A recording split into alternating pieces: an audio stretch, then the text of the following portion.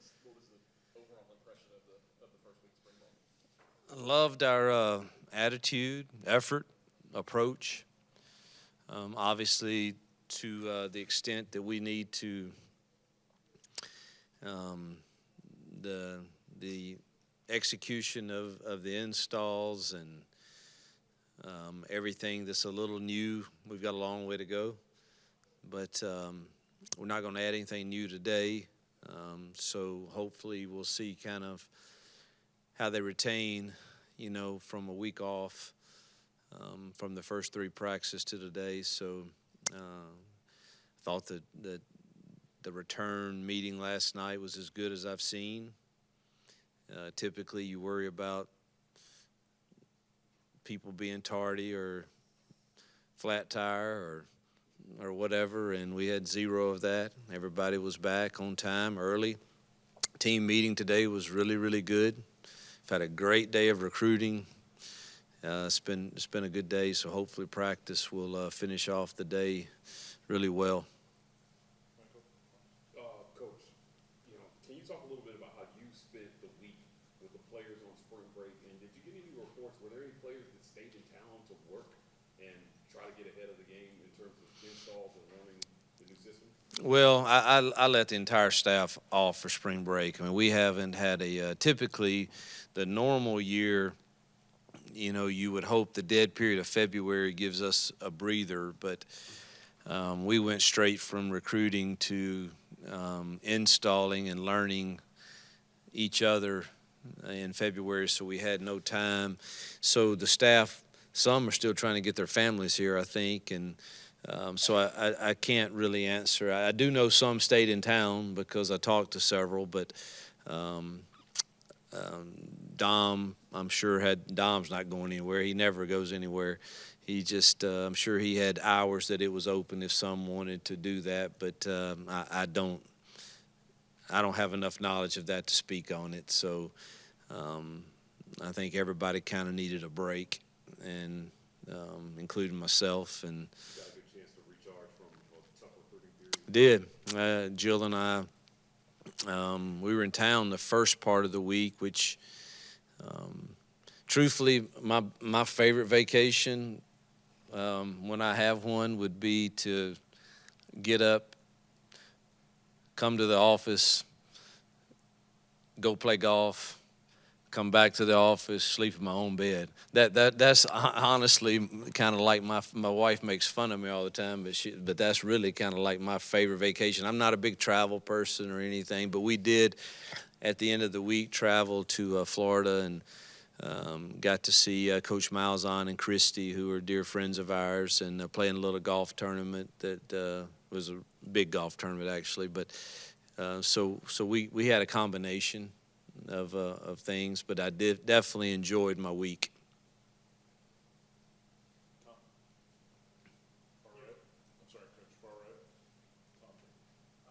Just wonder what your thoughts are on the proposed NCAA rules changes with the clock, especially not stopping after first down. I honestly don't know. We have such a great product. When I'm sitting in those meetings and I don't have much of a voice, I just said, our game is in our last meeting I was in, that our game is, I think, as exciting as any sport that is out there, and I just hate to see us tinker with too many rules.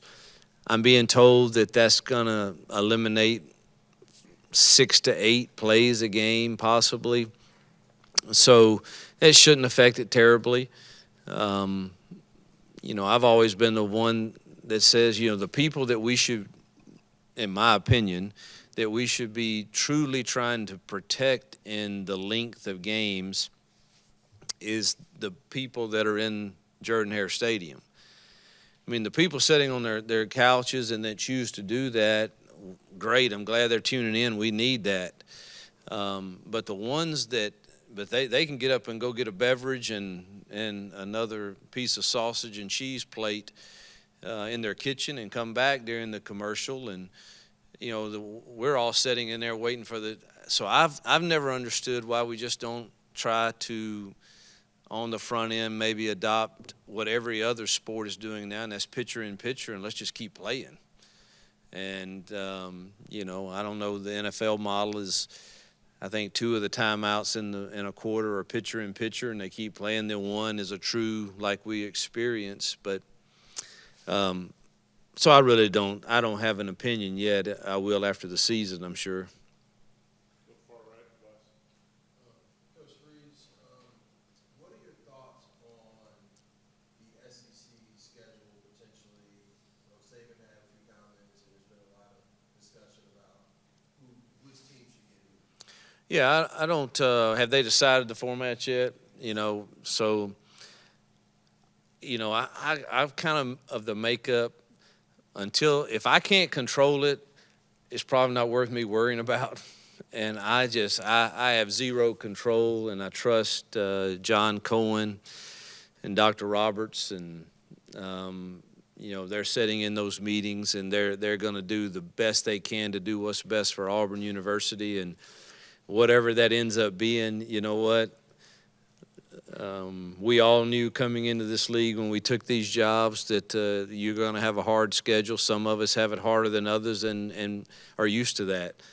And it is what it is, and me complaining about it or worrying about it certainly is not going to help us prepare for it. And so I just, it is what it is. And, if you ask me, after they've decided on the format, I probably could tell you who I'd like for our crossovers to be, but it's probably not going to be those. And so it's just really not worth me worrying about it. Is that the policy you're saying you'd rather not share who you prefer for your crossovers? Oh, I don't listen. Every year is probably quite different, but I would assume in whatever format they're going to give us that we're probably going to have a couple tough draws. And it is what it is, and that's exciting for our fans and exciting for our kids. And but really, me sitting around worrying about what will be decided on the format really probably doesn't help us one bit.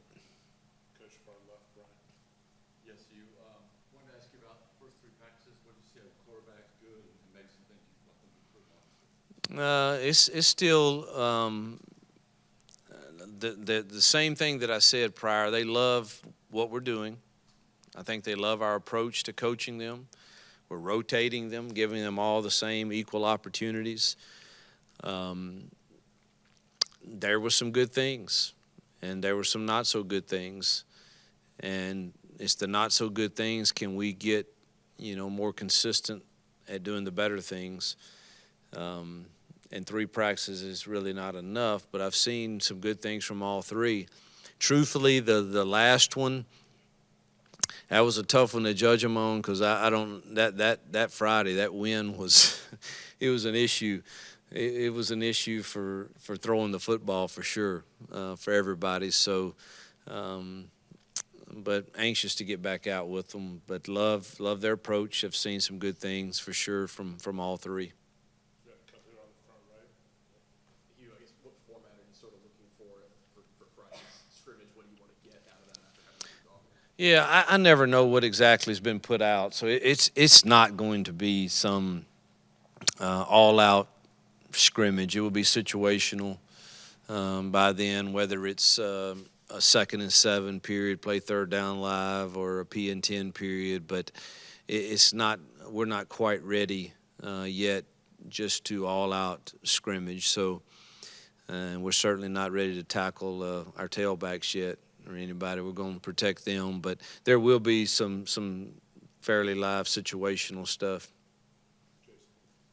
What are you looking for just from a team perspective these next couple of weeks as you start to kind of maybe get into a little bit of a rhythm of practice?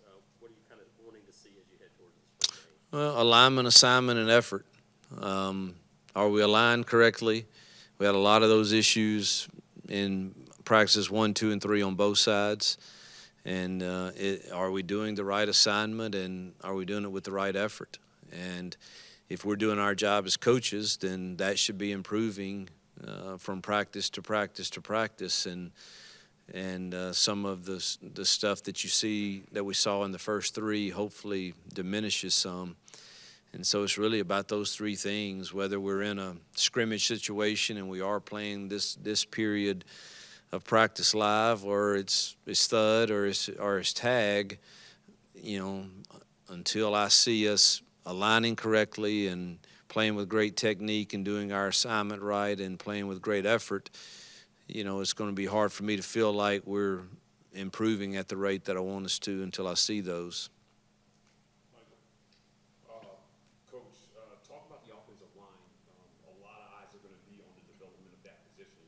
What kind of progress are you guys making there? You've got a lot of newcomers, and how are they adapting to doing what you're asking them to do? I was really pleased with the O-line in the first few practices, and this will be the second one with pads on, and the defense is starting to get more stuff in with more movements, and that's when you usually probably leave practice feeling awful because we haven't practiced enough against these movements, and it can make you look really bad. But I think we improved ourselves for sure, and excited about that group. I think they're a group you can depend upon to really bring it every week to practice and every day. I know that Tall and Gunner and Dylan and Avery are all guys that we feel like have to play for us, that we improved ourselves with obviously the current guys that we have. Tate Johnson's been an incredible leader in that room too.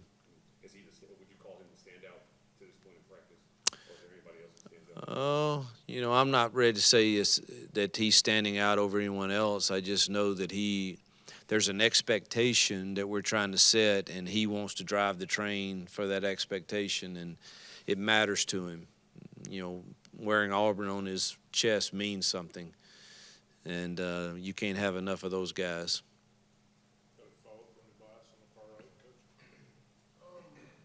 How difficult is it to have an offensive line? We have a guy from Tulsa, a guy from JUCO, there's guys from different places. How difficult is it to merge that to a cohesive unit at Auburn? I don't see that as a great challenge. I mean, it happens every year, whether it happens in January or whether it happens in August.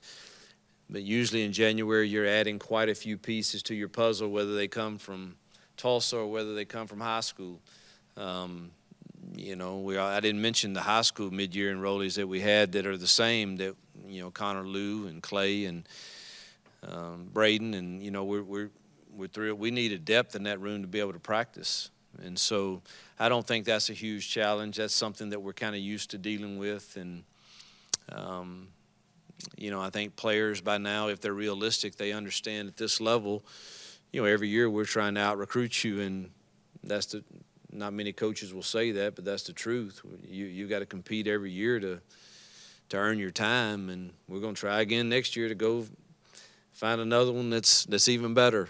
And but you still need all of them, and forming them together when they're competing for playing time and also trying to form a great team, that's probably that's somewhat of a challenge for sure, but it's something that we're kind of used to.